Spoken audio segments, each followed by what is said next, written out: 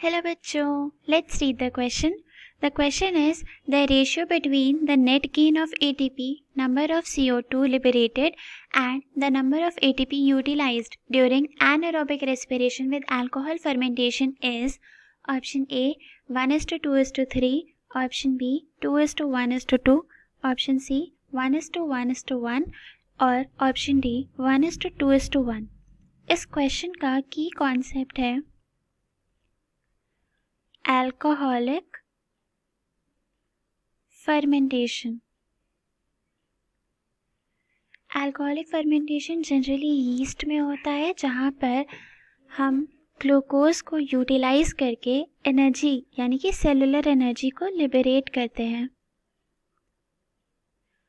और इसके प्रोसेस में कुछ बाय प्रोडक्ट्स बनते हैं जैसे कि ethanol C2H5OH plus CO2 also. But यहाँ पर ऑक्सीजन की रिक्वायरमेंट नहीं होती है, मतलब this process is anaerobic in nature. तो ये जो पूरा प्रोसेस होता है it takes place in 2 steps. सबसे पहले तो ग्लूकोज से बनता है 2 मॉलिक्यूल्स ऑफ पायरूवेट। इस प्रोसेस को बोलते हैं ग्लाइकोलिसिस और यहाँ पर 2 मॉलिक्यूल पायरूवेट के साथ साथ बनता है 2 molecule of ATP and also 2 molecules of NADH।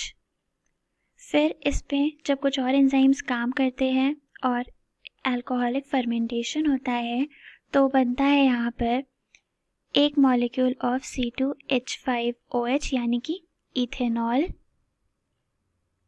और इसके साथ साथ एक कार्बन डाइऑक्साइड मॉलिक्यूल निकल जाता है because pyruvate is a 3 carbon compound but ethanol is only a 2 carbon compound. तो वो एक कार्बन जो निकल रहा है वो कार्बन डाइऑक्साइड के फॉर्म में निकल जाता है।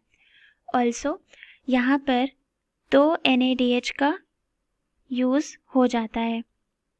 सो हमने देखा कि यहाँ पर जो ग्लाइकोलिसिस वाला प्रोसेस था यहाँ पर 2 ATP यूज़ होता है।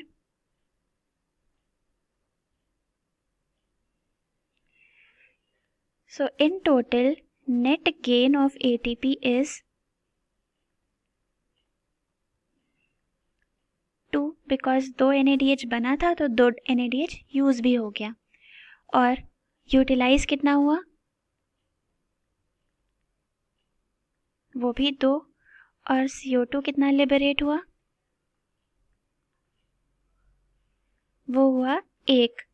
तो अकॉर्डिंग टू द क्वेश्चन जो रेशियो होगा वो क्या होगा 2:1:2। So the correct answer for this question is option B 2:1:2। Hope you understood the solution well. Best of luck.